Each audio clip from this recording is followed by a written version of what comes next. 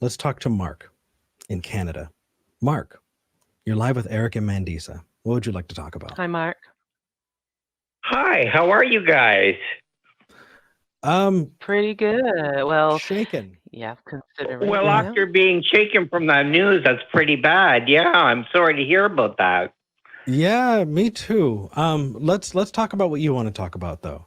It says that you want to talk about spirit guides. Yes, I'm a spiritualist minister. I belong to the Toronto Spiritualist Temple. Okay. And I'm a minister. I'm a spiritualist minister. And I get information coming to me from my spirit guides when I'm giving messages at the church.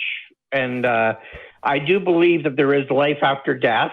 And I believe that these spirits that are on the other side give me information and I'm able to pass it on to other people. So first question, Mark, just so we make sure that we're not strawmanning here. Do you think that a spirit guide is something that is outside of your own head? Yes, I do. Yes, it's not in my own head. It's just I'm communicating with spirits. It's actually other people. I've had people that have passed. I've gone to readings with people who also have this gift. And they've brought through my grandmother without me even saying anything, and they've given names and everything else. It's very, very, it's eerie almost, but it does happen. Mark, it does happen. If you go to somebody that really is really tuned into the spirits, yeah. So Mark, these may all seem connected to you, but there's so many things that are going on. We want to make sure that we zero in. Mandisa, you wanted to say something? Yes. So, Mark, do you think that your spirit guides are unique only to you, or do you think that they're also guiding other people? How does that work? Or, yeah, please explain that. No, I do believe that everybody has a spirit guide. And I do believe that they were with them from the time that they are born until the time that they die. I wouldn't say everybody's got a spirit guide. I'd say maybe 98% of people have spirit guides. There are those that are dark entities that don't have them yet, but everything will come back to the fact that they will eventually get a spirit guide. If they do make a request for a spirit guide and they don't have one, they can get one. But I would say the two of you have spirit guides, and they guide you and they direct you and they give you information and they help you out with different things. Got it. That often explains. Okay, so Mark, I'm going to. Hey, Mark. Sorry. Go ahead. Yeah, no, Marcus, I need to ask you a very serious question. If 98% of people have spirit guides, that includes a large number of people who commit mass shootings. And we're just talking about a situation here that is very, very serious, in which people are being hurt and killed.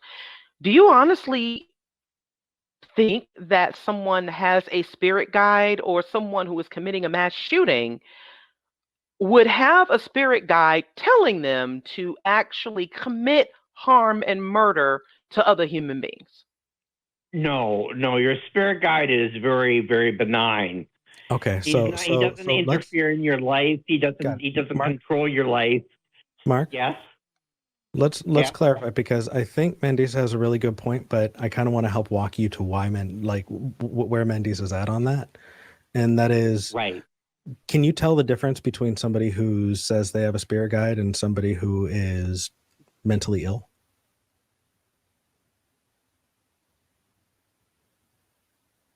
Well,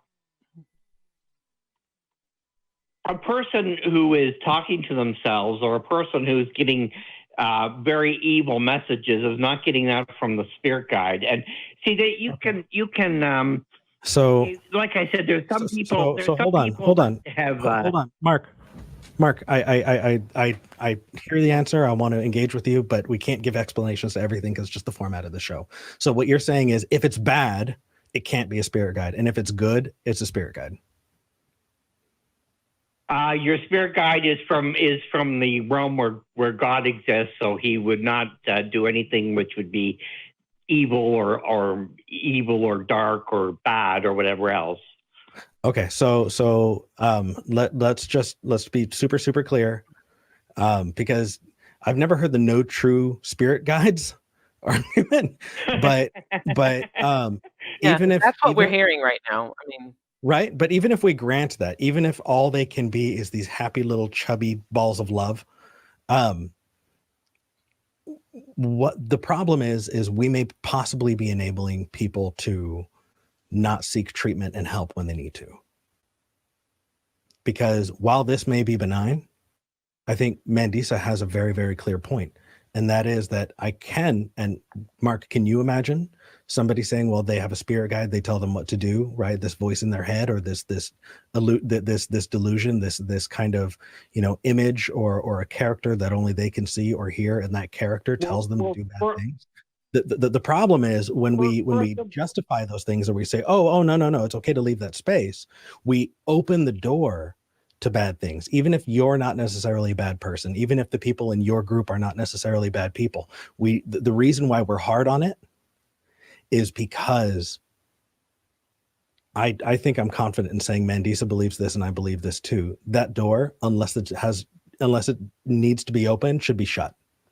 absolutely. And in addition to that, it also leads to this justification of this idea that this loving God would even, or these spirits would even allow for the other human beings to be harmed in any way if they're supposed to be so good.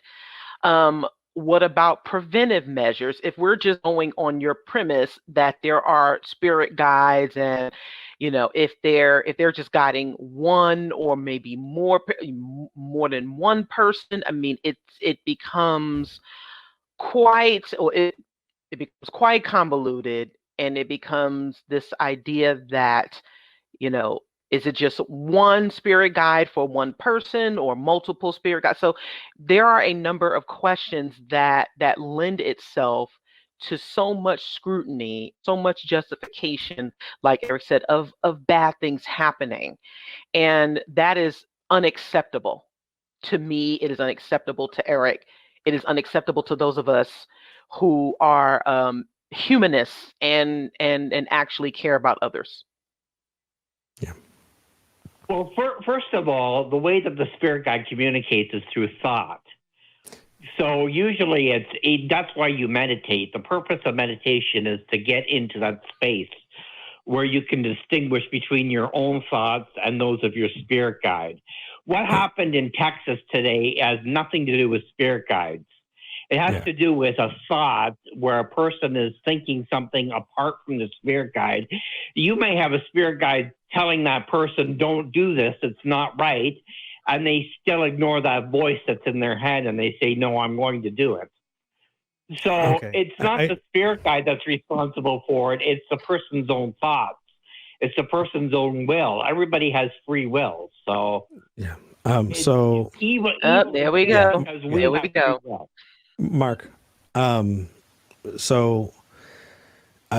very happy clappy. It sounds like it can't possibly be bad, unless it is, in which case you have every reason, obviously, you just showed us, to deny it or to distance yourself from it. I'm glad. Terrible things should not be tolerated. That said, let's be quick on here and go through this. Mark, if your spirit guide exists separate from you, can we test that? Yes, you can, and I've had it tested many times. I've been tested many times. Let's see if I can test it. Is there any way your spirit guide can interact with me? Well, I'd have to call back another time. I'd have to prepare myself, because I can't just automatically connect to my spirit guide just willy-nilly. I usually do it within a church setting. So got it. So here's what you do. Like to do it outside of the church setting. So no worries. This is a huge platform, and what I want you to do is I want you to light some incense. Oh my God. That's amazing. Incense. I said incest. That's gonna get clipped. Mark, light some incense. Do whatever you need to do, preferably not incest. Get in touch with your spirit guide, and then call us back on another Sunday. Sound good?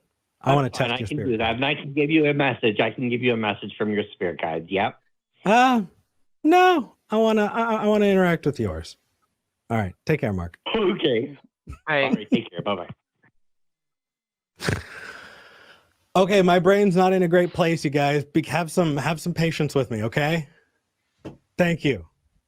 Sure, nobody's gonna hold that against me.